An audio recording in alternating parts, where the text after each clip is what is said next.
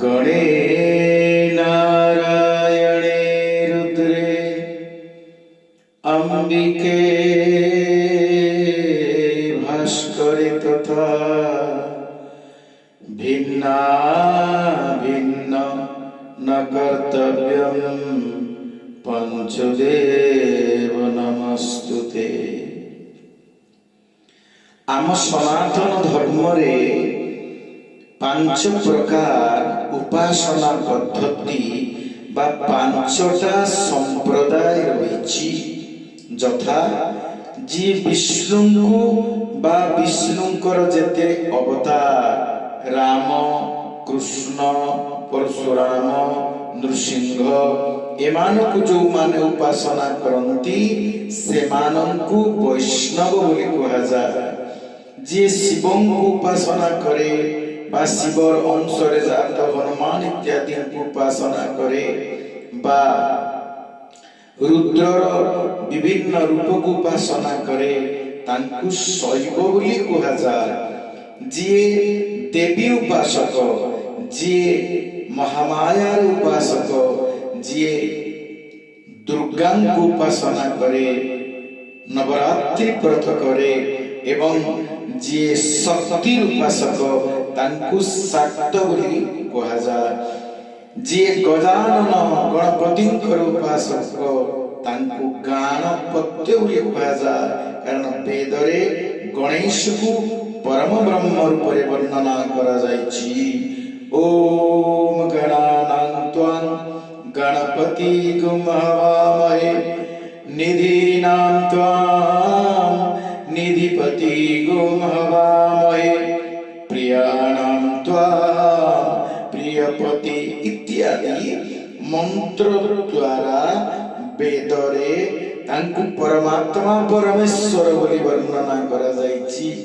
एपरि जे उपासना करे से गणपत्य एवं जे सूर्य उपासना करे सूर्य सकल शक्तिर आधार से सूर्य इपरि आम सनातन धर्म रे पांचटी संप्रदाय को आवामन कालरू चली आसी आ समस्तंकर इष्ट अलग अलग कहार शिव कहार देवी कहार सूर्य कहार होचंती गणेश आ कहार विष्णु किंतु किए श्रेष्ठ एपरि निर्णय करिबा ठीक नुहे। मु वैष्णव विष्णु मो पई श्रेष्ठ जे शैव शिव तांक पई श्रेष्ठ जे गणपत्य गणेश तांक पई श्रेष्ठ जे शाक्त जगत जननी मां ही तांक पई श्रेष्ठ। तेणु जे जाहाकु निष्ठार सहित श्रद्धार सहित विश्वासर सहित उपासना करे सी ता पई श्रेष्ठ। कारण श्रीमद भगवत गीता कहिले जे यथा मां प्रपद्यन्ते तां तथैव भजाम्यहम्। जे जेपरि भावरे मते उपासना करे मु सेही परि भावरे तार अभिष्ट को पूरण करे। मु सबुरी भितरे अछि सबु रूपरे अछि। सेति भाई श्रीमद भागवत रे कुआ गला सर्वत्र सर्वदा परमात्मा सबु स्थान रे अछंती आ सबु समय रे अछंती।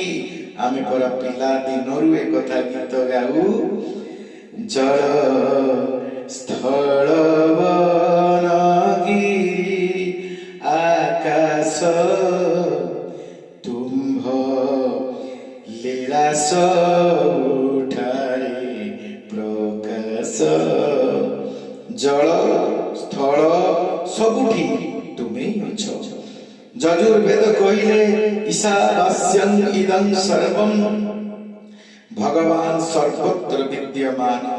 आमर रुचि अनुसार आमर भक्ति अनुसार आमर पूर्व जन्मर संस्कार अनुसार आमे जहा को उपासना कले भी सेई जन को आमे उपासना करूछु। से एकमात्र ब्रह्म ही सबुर ऊपर विद्यमान। କିନ୍ତୁ ଏପରି ଭାବିବା ଉଚିତ ନୁହେଁ ଜଣେ ଗଜାନନର ଉପାସକ ଯାହା ଧର୍ମ ହେଉଛି ଗାଣପତ୍ୟ ଧର୍ମ ବା ଗାଣପତ୍ୟ ସମ୍ପ୍ରଦାୟରେ ସିଏ ଦୀକ୍ଷିତ, ସିଏ ଯଦି କହେ ବିଷ୍ଣୁ ଛୋଟ, ଶିବ ଛୋଟ, ଦୁର୍ଗା ଛୋଟ, ଏପରି କହିବା ଉଚିତ ନୁହେଁ। ଜଣେ ବୈଷ୍ଣବ ଯଦି କହେ କେବଳ ବିଷ୍ଣୁ ହିଁ ବଡ଼, କୃଷ୍ଣ ହିଁ ବଡ଼, ରାମ ହିଁ ବଡ଼, ନୃସିଂହ ହିଁ ବଡ଼, ଶିବ ଛୋଟ, ଗଣେଶ ଛୋଟ, ସୂର୍ଯ୍ୟ ଛୋଟ, ଏପରି କହିବା ଉଚିତ ନୁହେଁ। ଯିଏ ଯାହାକୁ ଉପାସନା କରୁ ନିଷ୍ଠା ସହିତ, ବିଶ୍ୱାସ ସହିତ, ଶ୍ରଦ୍ଧା ସହିତ, ଏକାଗ୍ରତା ସହିତ ଯଦି ସେ ଉପାସନା କରୁଥାଏ ଅବଶ୍ୟ ସେ ଲକ୍ଷ୍ୟ ସ୍ଥଳରେ ପହଞ୍ଚିବ ଏବଂ ନିଶ୍ଚିତ ଭାବରେ ସେଇ ମହାନନ୍ଦ ସୁଖକୁ ଅନୁଭବ କରିବ। ତେଣୁ ଆମ ଭିତରେ ଏହି ପ୍ରକାର ମହାନତା, ଏହି ପ୍ରକାର ସାମ୍ୟ ଭାବ ରହିବା ଉଚିତ। ଆମ ଭିତରେ ଏହି ହୀନମନ୍ୟତା ରହିବା ଉଚିତ ନୁହେଁ, ଯାହାକୁ ଆମର ପୂର୍ବଶ୍ୱରୀ ମାନେ କହିଛନ୍ତି ଅୟଂ ନିଜ ପରୋବେତି ଗଣନାଂ ଲଘୁଚେତସା ଉଦାର ଚରିତାନାଂ ତୁ ବସୁଧୈବ କୁଟୁମ୍ବକମ୍। ସମସ୍ତେ ମୋର ଆଉ ମୁଁ ସମସ୍ତଙ୍କର ଏହି ସଦ୍ଭାବନା ଆମ ମାନଙ୍କ ଭିତରେ ରହିବା ଉଚିତ।